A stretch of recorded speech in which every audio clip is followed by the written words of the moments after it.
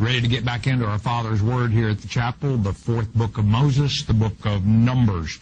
Bamidbar in the Hebrew language, meaning in the wilderness. And this generation, what was probably supposed to be about a 2-year journey, including the stay over at Sinai to receive the law and God to prepare the people to move into Israel. It should have been about a 2-year trip altogether. And they left Egypt some 39 years ago at this point. So the journey has taken a lot longer than what God originally had intended. We're going to pick it up today, chapter 32, verse 6, if you care to get your Bible and join us today.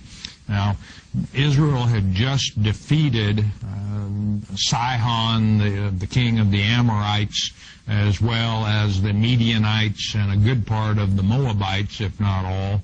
And it left a big chunk of land on the east side of Jordan, and it was good land. It had good pastures and good water.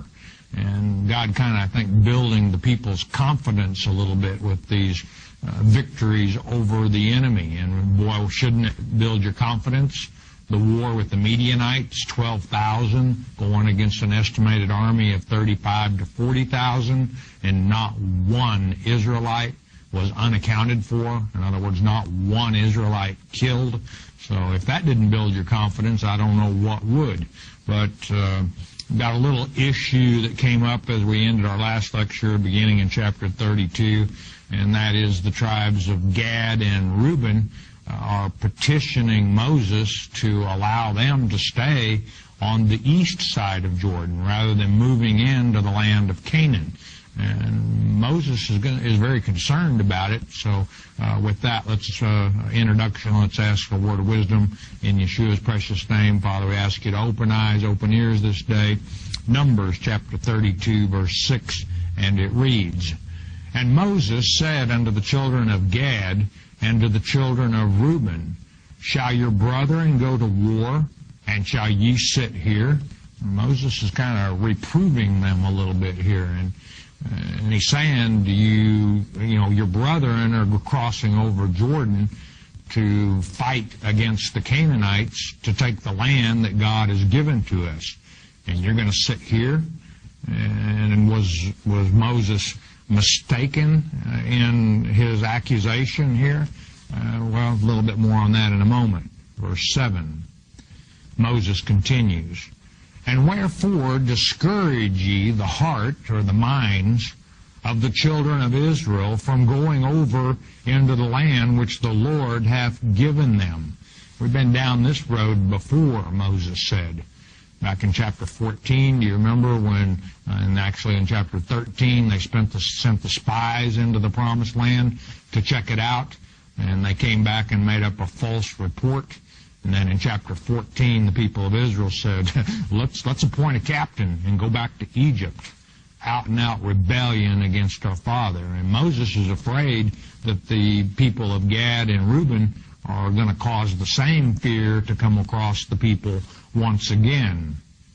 Verse 8, Thus did your fathers when I sent them from Kadesh Barnea to see the land. As I just mentioned, the 12 spies who went and checked out the land. Only Caleb and Joshua told the truth. The rest of them came back and said, we were like grasshoppers in their sights. There's giants over there. And broke the spirit of the people. For when they went up into the valley of Eshcol meaning cluster of grapes, and saw the land, they discouraged the heart, or the minds, of the children of Israel. And they should not go into the land which the Lord hath given them. And you may recall the Lord commanded them to go into the promised land and take it. They refused. Then the Lord said, Get ye down by the way of the Red Sea. In other words, don't go fight the Canaanites, because he had already sentenced them to die in the wilderness because they had tempted him 10 times. Well, what did they do the morning after he told them to go down by the way of the Red Sea? Well, when he told them to go fight, they wouldn't. And he told them not to go fight. They got up early and armed themselves and went up to Canaan and got their gourds thumped by the Canaanites because God wasn't with them. Verse 10. And the Lord's anger was kindled the same time, and he sware, saying, in fact, the Lord was so angry, if not for the intercession of Moses, he probably would have struck the whole nation dead at that time rather than having them wander around in this desert for 40 years. Verse 11, surely none of the men that came up out of Egypt from 20 years old and upward shall see the land which I swear unto Abraham, unto Isaac, and unto Jacob, because they have not wholly followed me. One whole generation condemned to die in the wilderness because out and out rebellion. It was God's will that they go into the promised land. And again, Moses' concern here is that the Gadites and the Reubenites are saying, we don't want to go into the promised land. We want to take our land of milk and honey, our inheritance over here on the east side. Verse 12, save Caleb, or except Caleb, the son of Jephunneh, the Kenizzite, and note the Z there, we're not talking about Kenites. Caleb was of the tribe of Judah, and Joshua, the son of Nun, for they have wholly followed the Lord. In Numbers 14:24, God said Caleb had a different spirit than the rest of them, and wholly followed me. And Joshua supported Caleb soon after. Verse 13, and the Lord's anger was kindled against Israel, and he made them wander in the wilderness 40 years, until all the generation that had done evil in the sight of the Lord was consumed. And think about it, at this time, there are very few of that generation still alive. Moses, certainly one of them, but if you consider they were all 19 years old or less, the ones who will go into the promised land, except for Caleb and Joshua and a few others, there's no one in this nation that's over 40 years old. 60 years old, because if they were 19 and then they wandered in the wilderness for 40 years, the very oldest could be 59. Verse 14. And behold, ye are risen up in your father's stead. You're doing the same thing that your previous generation did. An increase of sinful men, or a multitude, to augment or increase yet the fierce anger of the Lord toward Israel. You're doing the same exact thing that your fathers did, provoking the Lord to anger by refusing to go into the promised land.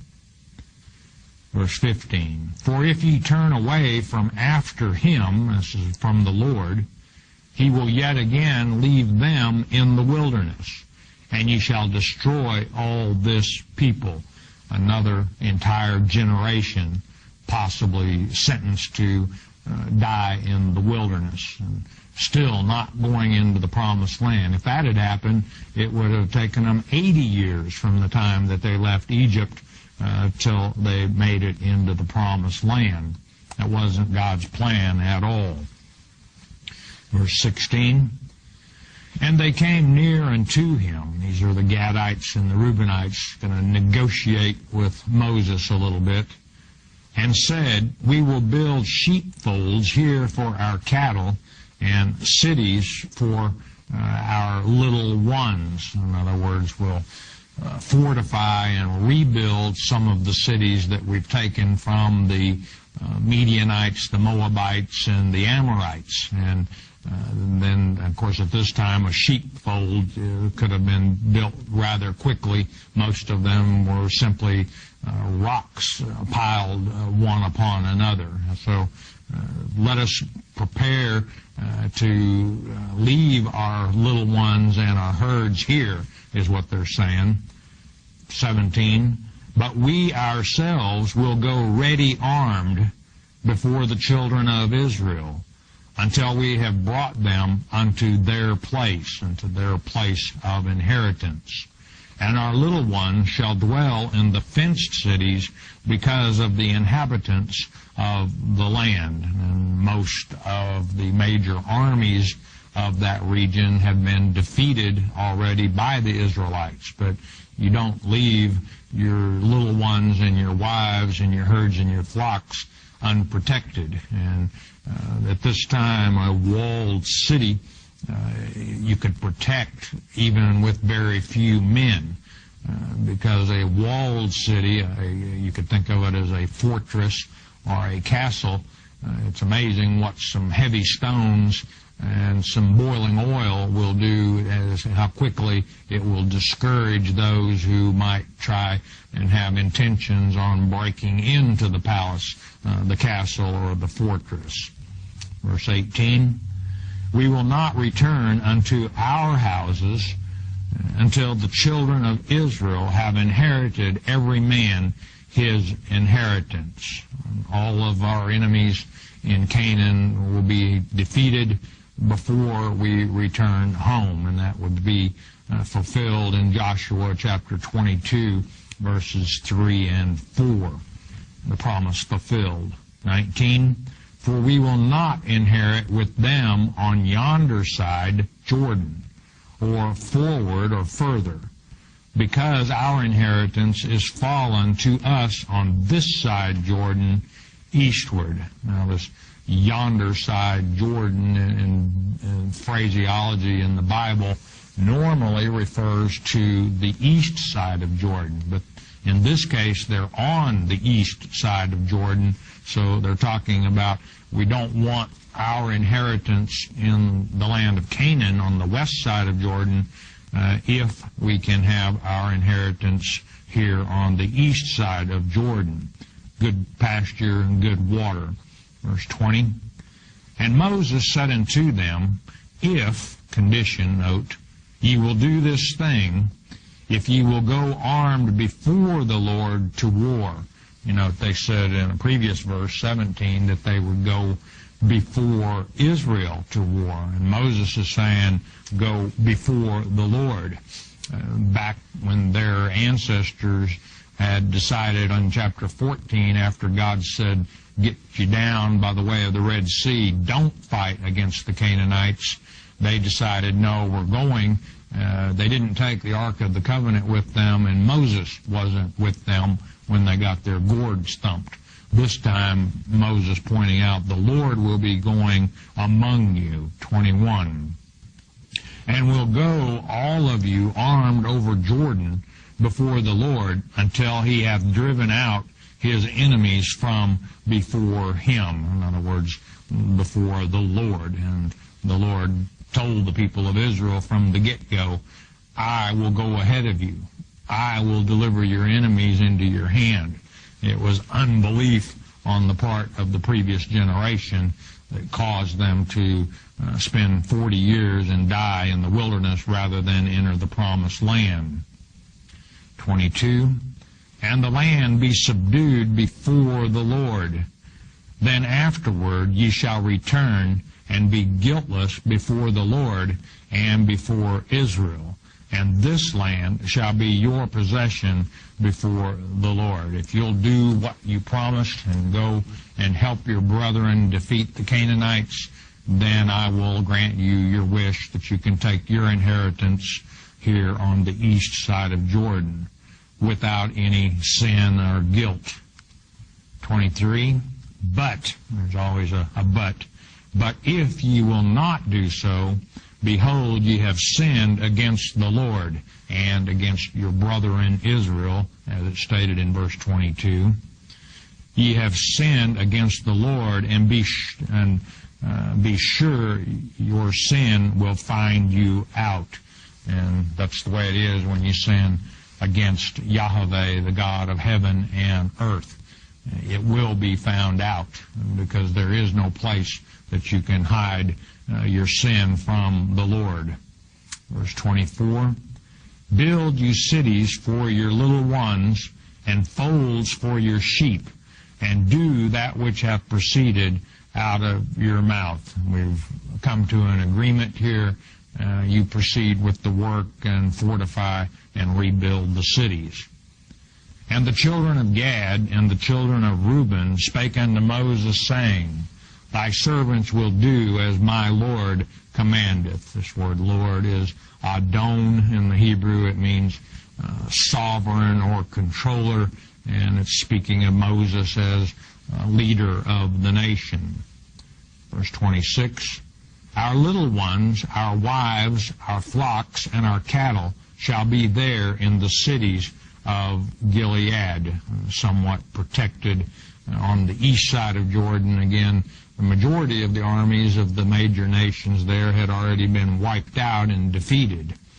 27, But thy servants, this is the people of Gad and Reuben, the fighting men, will pass over, in other words, over Jordan, every man armed for war, before the Lord to battle, as my Lord saith. And I think now they've got it. And, you know, I kind of posed the question, was Moses out of line in questioning the Gadites and Reubenites there at first? Will you sit here while your brethren go to war? And I don't think Moses was out of line, because did you hear the people of Gad, the men of Gad or the Reubenites go, What are you talking about? Do you think we would sit over here and while our brethren go over and fight against the Canaanites? Somewhat insulted by even the notion. No, you didn't hear a peep out of them until Moses reproved them and said, look, this is the way it is. If you want to take your possession over here, you're going to help fight and take the land of Canaan. And that's when they came around and said, okay, you've got a deal. 28, So concerning them, Moses commanded Eleazar, the priest, the high priest, in fact, at this time, and Joshua, who would replace Moses, the son of Nun, and the chief fathers of the tribes of the children of Israel. Moses knew that he would not be around to make sure that the Reubenites and the Gadites kept their part of the bargain, so he's going to restate the agreement in front of witnesses who would be there. And Moses said unto them, If the children of Gad and the children of Reuben will pass with you over Jordan, every man armed to battle, before the Lord, and the land shall be subdued before you, on the west side, in other words, then ye shall give them the land of Gilead for a possession. Gilead on the east side of Jordan.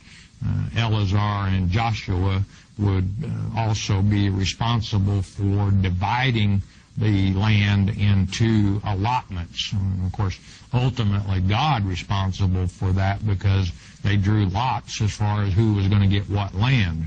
But the land that Gad and Reuben are asking for will not be divided down to the families until such time as Canaan has been defeated and subdued, and then when they cross back over Jordan sometime later, verse 30. But if they will not pass over with you armed, they shall have possessions among you in the land of Canaan. They will have broken their agreement at that time, and therefore, just like the rest of Israel, they will take their possession in the land of Canaan on the west side of Jordan. And the children of Gad, in other words, they're going to go fight the Canaanites one way or the other. 31. And the children of Gad and the children of Reuben answered, saying, As the Lord hath said unto thy servants, so we will do. And this possibly just repeated here as confirmation that they're agreeing by their own word with Eleazar and Joshua and the other heads of families as witness. 32. We will pass over armed before the Lord unto the land of Canaan, that the possession of our inheritance on this side, the east side of Jordan, may be ours.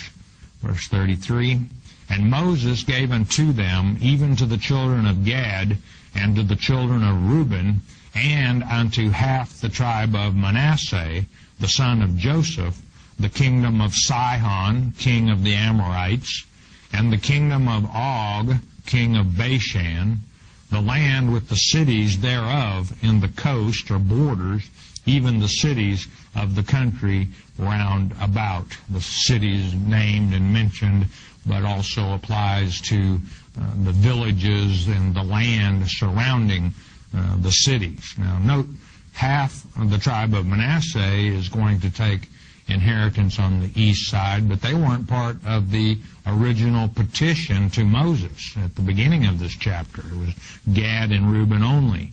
And I think here that the Lord is giving that because they, as we'll see in verse 39, were responsible for helping conquer Gilead and Bashan. So the tribes, Reuben, 43,730 at the last numbering in chapter 26. Gad, 45,500. Manasseh, 52,700. Only half of them, approximately 26,350, I guess that would be, will be on the east side of Jordan. The other half directly across Jordan on the west side. 34. And the children of Gad built, or rebuilt, or fortified, better said, I think, Dibon and Ataroth and Aroer, these being on the northeast of the plain of Moab. 35. And Atroth, Shophan, and Jazer, and Jogbehah, this area designated later and assigned to Gad.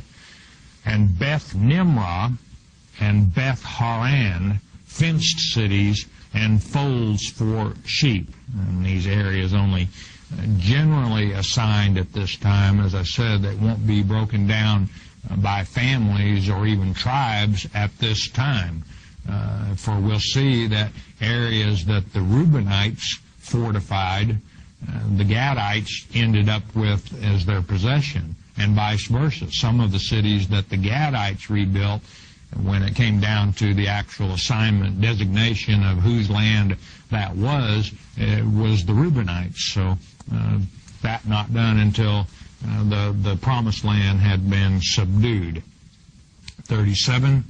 And the children of Reuben built Heshbon. Heshbon was the capital of Sihon, king of the Amorites, later relinquished to the Gadites, because it was situated on the border and given up by them to the Levites later as one of the cities of the Levites. And Elieleh and Kirjathaim. 38. And Nebo means prophet if you translate it, and would be the area where Moses last saw the promised land from before he passed. And Baal-Meon, their names being changed.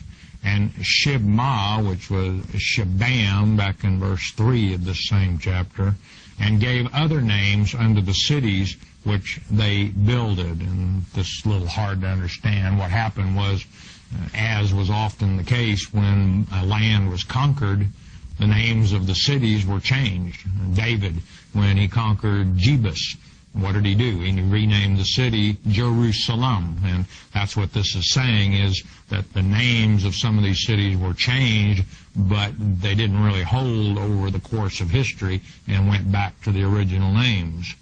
And the children of Machir, one of the largest, most powerful families of the Manassites, the son of Manasseh, went to Gilead and took it and dispossessed the Amorite which was in it.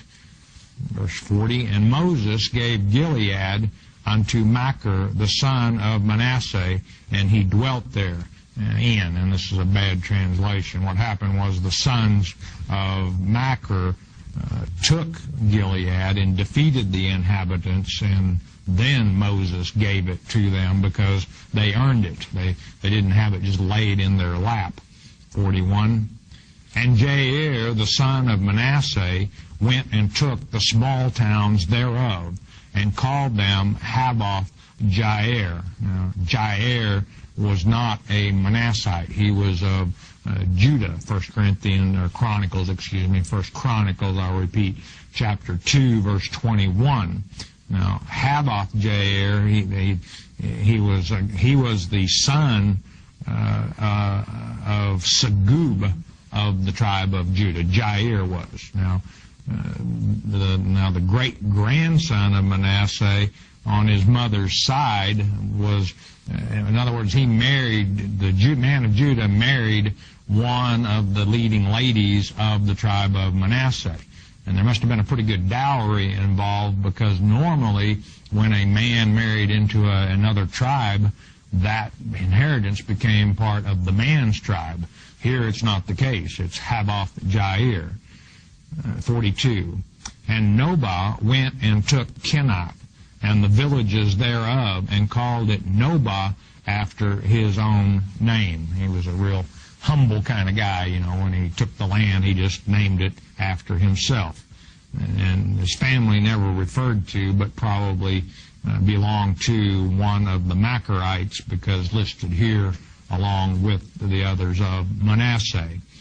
Chapter 33 we come to, and what we have in chapter 33 is a list of the encampment sites from the time that Israel came out of Egypt unto the point where we're at right now.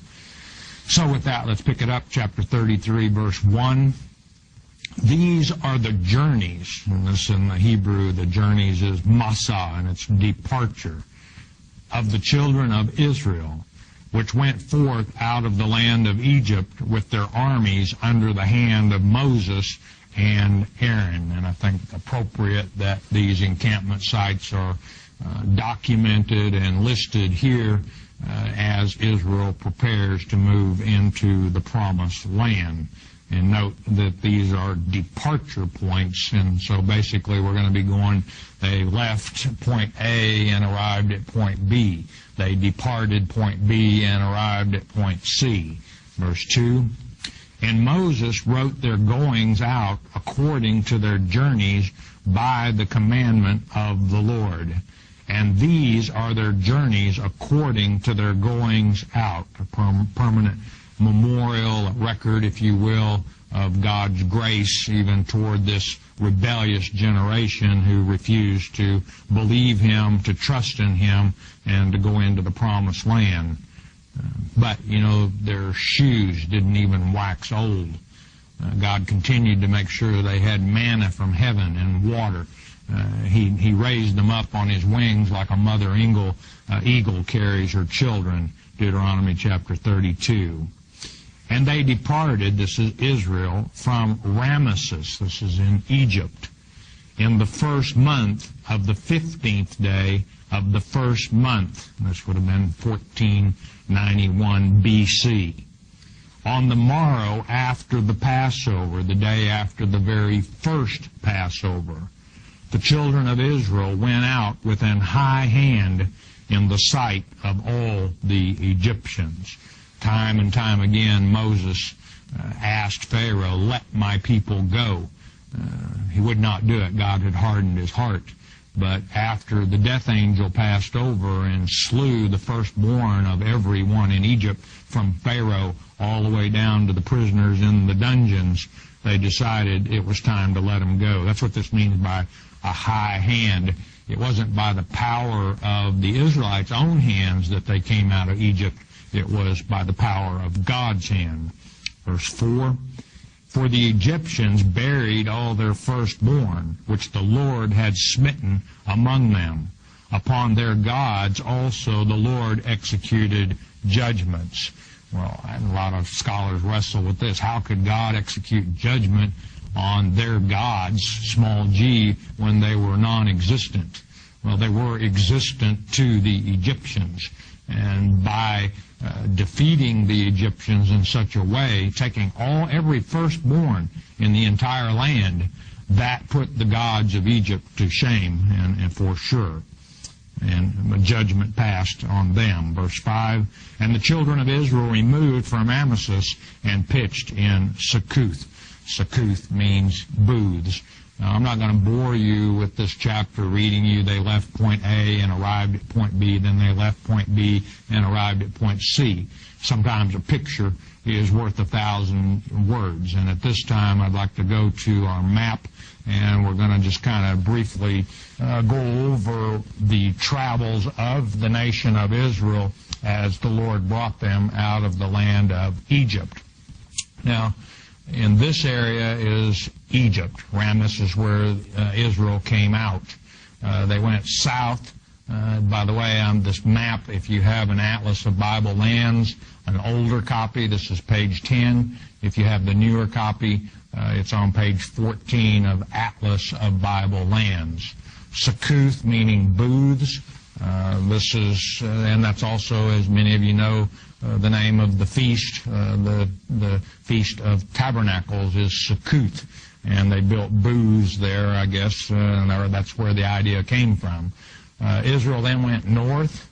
Now, where they crossed the Red Sea, and by the way, all of this in the blue is Red Sea, just different.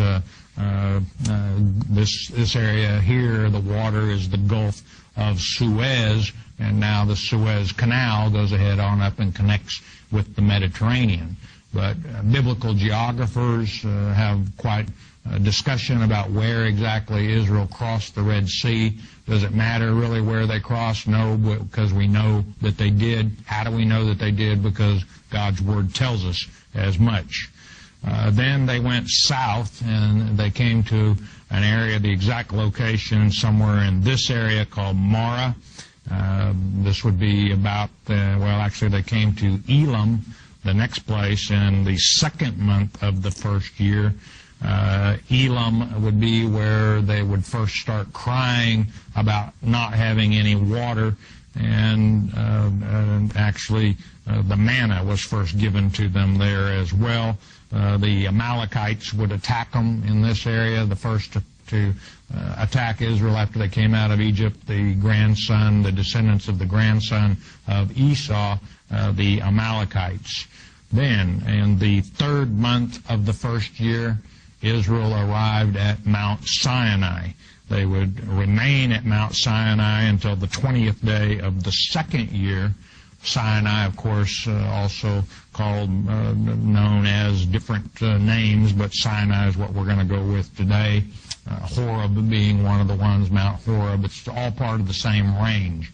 Sinai, of course, where God gave Moses the law, all the instructions of the law given to Moses at Sinai, how the nation of Israel was to worship Yahweh, the activities of the priests, on and on, given there in almost a complete year that they were at Sinai, God preparing them to move into the promised land. When they departed from Sinai, in the 20th day of the second month of the second year, their next stop was Kibroth Hattaavah. Now, this is where they, people who came out of Egypt with them, and the people of Israel started crying about, oh, we wish we had the garlic and the onions and the melons and the fish that we had in Egypt. All we have is this loathsome bread, this manna that they grew to despise when God was giving it to them to keep it alive. They wanted meat, and they asked for meat, and God gave it to them. An east wind came up and blew quail over them, and they ate quail until it came out of their nostrils. Kibroth Hattaavah, meaning graves of lust, because of the plague that came across those who lusted over the quail. Next stop was Hazareth, just a little bit north of Kibroth Hattaavah. This would be the location where Aaron and Miriam, mostly Miriam, the lead, would challenge Moses and say, why does the Lord speak directly only to Moses? We are prophets and prophetess as well. God struck her with leprosy for 7 days. If not for the interception of Moses, she probably would have stayed a leper. Then from there they went north and on up. One of the next stops was Kadesh Barnea. This in the very northern edge of the wilderness of Paran. The only thing separating the people of Israel at this time from the promised land, the wilderness of Zin, Z-I-N. And it was from Kadesh Barnea that Moses sent the 12 spies north into southern Canaan to check out the land to see what it was. That is the point where they would come back, tell the people at Kadesh Barnea that it was all of them lied except for Caleb and Joshua, and said they're like giants over there. We can't take them. Let's appoint a captain to take us back to Egypt. It infuriated God. God at that point sentenced them, that generation, to die in the wilderness. From that point, and it's thought, some think that some remained at Kadesh Barnea. I have difficulty believing that that was the case. I think all of them traveled together, and basically they just wandered around in the wilderness. What should have taken 2 years to get to the promised land ended up taking 40 years. They would come back to Kadesh Barnea a second time. From there was where they would send word, and about this area, the king of Edom, this area over on this side, the land of Edom. And you may recall they asked the king of Edom, can we travel on the king's highway and be a lot easier going? They forbid them to cross their land, and they had to circle around, basically skimming along the border of Edom. And it would be in this area that God sent the fiery serpents among the people of Israel, because they were crying and moaning and groaning, you brought us out in this wilderness to die. They skirted along the borders of Moab at that time, and at that time is when Balaam had the idea of Moab and the Midianites seducing Israel into worshiping their gods.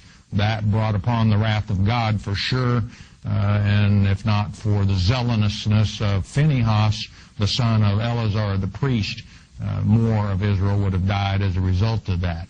And right now we're about at that point where here's the Jordan and Jericho right in this area.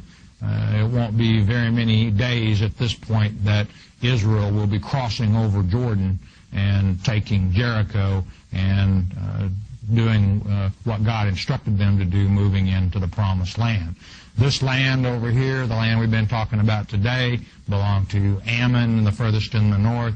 Actually, the Amorites, the furthest in the north, then Ammon, Moab, and then you had the Edomites. At the time of King David, Israel would take all of this land all the way down to the Gulf of Aqaba in this area. So, again, I hope you will forgive me for doing it that way rather than boring you with reading. They went from point A to point B, and then from point C to point D.